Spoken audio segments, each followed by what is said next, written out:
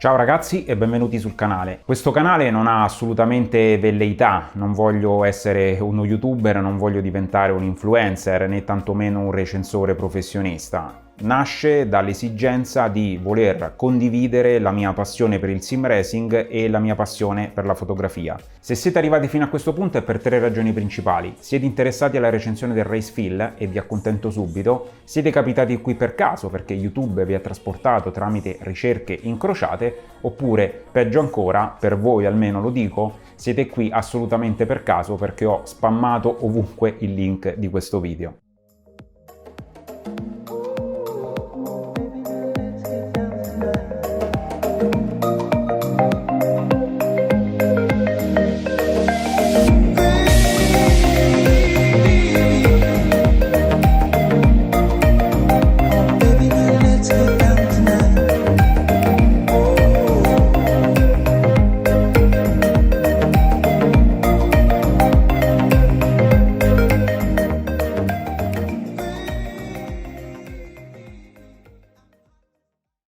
Eccoci qua finalmente con il Race Feel GT. Per quanto riguarda la compatibilità di questo volante, è un volante che nasce principalmente per adattarsi a basi direct drive come i Simocube 1 o 2, il Leo Bodnar o anche un AccuForce. Il volante è principalmente GT, quindi ha una classica corona a forma di D con la parte inferiore tagliata proprio per lasciare lo spazio alle gambe o alle ginocchia del pilota. Il materiale della corona è una pelle sintetica di colorazione nera con delle impunture di colorazione rossa. Ve lo anticipo, io non sono un amante dei volanti in pelle proprio perché sono un amante invece dei volanti in alcantara o in pelle scamosciata, proprio perché offrono un grip superiore. Il volante in pelle, soprattutto per l'utilizzo con i guanti, lo trovo un pochino scivoloso. Come detto, la corona da 320 mm è costituita dalla parte in pelle e dalla regione centrale invece che è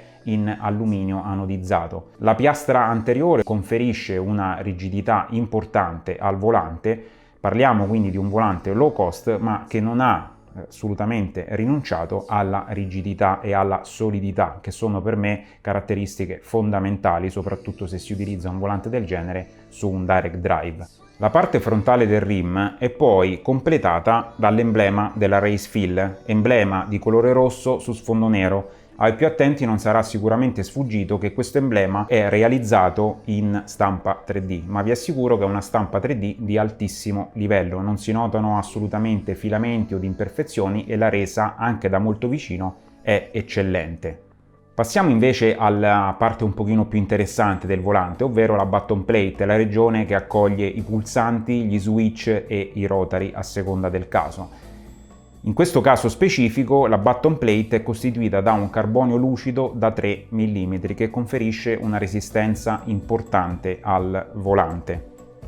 I pulsanti inseriti all'interno della button plate in carbonio lucido sono 6. A questi 6 pulsanti momentanei si aggiungono invece 2 switch on-off-on.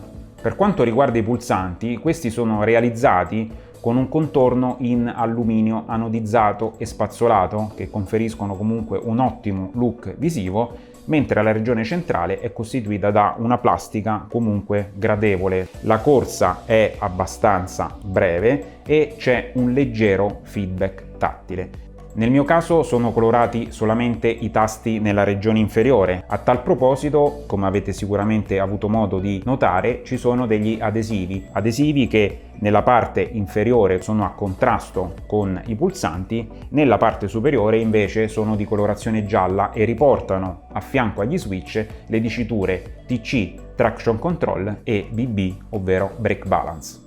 Andiamo a completare la dotazione di tasti anteriori con l'analisi dei due micro switch on, off, on. Questi switch sono caratterizzati da una levetta che, se spinta verso l'alto, genera un input e se spinta verso il basso genera un secondo input. Questo volante quindi è dotato di 10 assegnazioni totali. Sono troppe? Sono poche? Quello che rimpiango soprattutto non è tanto la carenza in sé dei tasti, ma la mancanza di un joystick, magari a 4 punti, che sarebbe sicuramente comodo per la navigazione nei menu all'interno di iRacing, per spostarsi ad esempio all'interno delle black box. Passerei a questo punto ad analizzare in maniera approfondita anche la parte posteriore di questo Racefil GT. Guardando la parte posteriore, le due cose che saltano all'occhio sono sicuramente le due ampie palette magnetiche e i cavi ben slivati e rivestiti. Passerei ad analizzare in dettaglio queste palette. Come sentite sono delle palette magnetiche, il che vuol dire che ci sono due magneti all'interno che si attraggono e riportano la paletta nella posizione originaria. Per quanto riguarda la dimensione dei magneti, io ho scelto di inserire all'interno delle palette i magneti da 5 mm, il diametro è invece 12 mm. Questi magneti, diversi rispetto a quelli che di solito vengono inviati insieme al volante, che sono invece da 3 mm, quindi hanno una cambiata un pochino più morbida, un pochino più blanda. Queste palette sono sì magnetiche, ma hanno all'interno un micro switch. In commercio infatti ci sono pochissimi, io onestamente conosco solo i Cube Control, che costruiscono delle palette magnetiche senza il micro switch. In quel caso c'è una circuiteria interna particolare che è collegata ad un sensore di Hall e quindi manca completamente l'attivazione meccanica, ma vi è un'attivazione attraverso il campo magnetico. La paletta misura circa 10 cm, esistono in commercio delle palette GT un pochino più estese, mentre per quanto riguarda la lunghezza della paletta può essere regolata. È sufficiente infatti svitare queste due piccole viti per permettere alla paletta di scivolare all'interno delle sue asole e allontanarsi rispetto al mozzo. Con questo movimento si riesce a guadagnare circa 1,5 cm. Questa è sicuramente una regolazione molto apprezzata su un volante di questa fascia, proprio perché vi permette di adattare le palette al vostro stile di guida e a vostro piacimento. Il feedback è buono, il taglio è ottimo e una piccola nota di merito va fatta sicuramente per la fresatura sulla paletta stessa.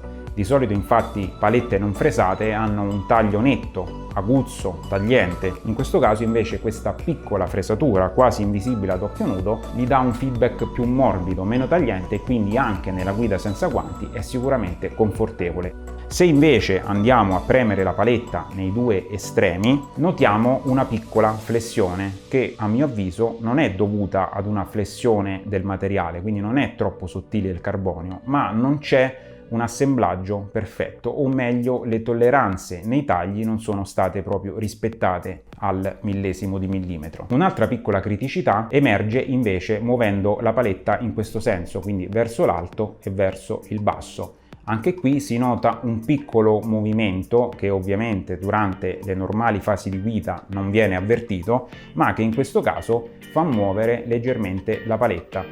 Per quanto riguarda invece il feedback della paletta durante la guida, questo è sicuramente buono, dà un feedback netto, sincero e soprattutto affidabile. Non mi è mai successo di sbagliare cambiata in questo mese di utilizzo. Parlando invece della rumorosità di queste palette magnetiche, sono abbastanza silenziose rispetto ad altri modelli, ma se provenite da palette standard potrebbero per voi essere rumorose.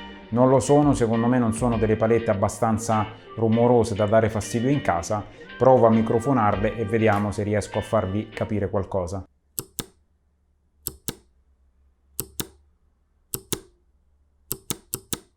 Parlando sempre della parte posteriore del volante, avrete sicuramente notato questa cover che va a integrare all'interno la scheda elettrica, quindi con l'uscita poi del cavo spiralato USB e tutta la cavetteria necessaria al funzionamento di switch e pulsanti. Questa cover è realizzata in plastica, la stessa plastica che ritroviamo intorno agli switch a due posizioni o nell'emblema con il logo Racefil, quindi un'ottima plastica, molto gradevole dal punto di vista estetico e anche molto resistente. La struttura interna del volante nella cover in plastica è irrigidita da 4 tondini, o meglio dadi lunghi, sempre da 5 mm, che trasferiscono quindi la forza dalla piastra anteriore in alluminio da 5 mm al quick release stesso. L'ultimo appunto che volevo fare alla parte posteriore di questo volante riguarda l'innesto del quick release. L'innesto del quick release avviene normalmente tramite 6 fori da 5 mm, in questo caso invece abbiamo la presenza di soli 4 fori. Questi 4 fori comunque garantiscono un fissaggio solido e resistente. Una volta assemblato vi garantisco che il volante non ha alcun tipo di flessione o movimento strano. Parlandovi invece del peso di questo Racefil GT, il volante è molto leggero con i suoi 1100 grammi che vi assicuro sono pochi per una Corona GT, mentre con il quick release della Simucube sfioriamo i 1500 grammi, dato che abbiamo circa 400-450 grammi di quick release.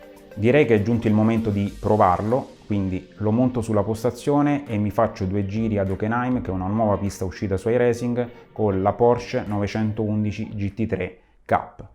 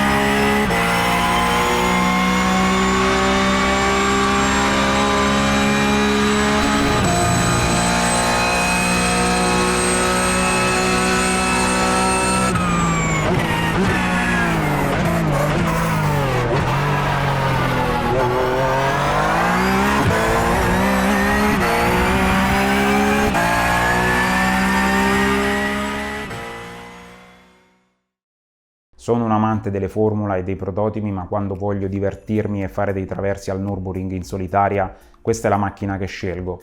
È proprio per questo motivo che, pur da amante delle formule, ho deciso di orientarmi sull'acquisto di un volante da GT. Vi ho detto che costa poco, che è un volante low cost, ma quanto viene questo Racefil? Il Racefil è prezzato 300 euro e secondo me, per la qualità dei materiali impiegati e per la solidità, è un compromesso eccezionale. È vero, ci sono alcune piccole criticità, tra cui magari una mancanza di un joystick direzionale, cosa che per voi potrebbe assolutamente non essere fondamentale, soprattutto se giocate a sim diversi rispetto ad iRacing, e anche qualche piccolo movimento di troppo all'interno delle palette. Tutti questi aspetti negativi non influiscono assolutamente sull'esperienza di guida, che è sempre molto piacevole.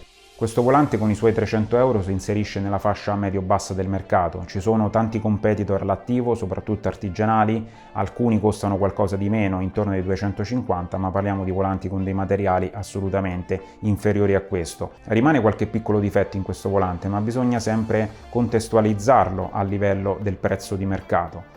È normale che al doppio o il triplo del prezzo ci siano delle corone GT molto più belle rispetto a questa qui, con dei materiali magari più raffinati e con delle caratteristiche aggiuntive, però appunto il prezzo è sempre quello che fa secondo me la differenza. Con questo direi che è tutto, spero, non dico tanto di avervi divertito, ma almeno di non avervi annoiato a morte, e spero di vederci presto, magari in una prossima recensione. Buona giornata!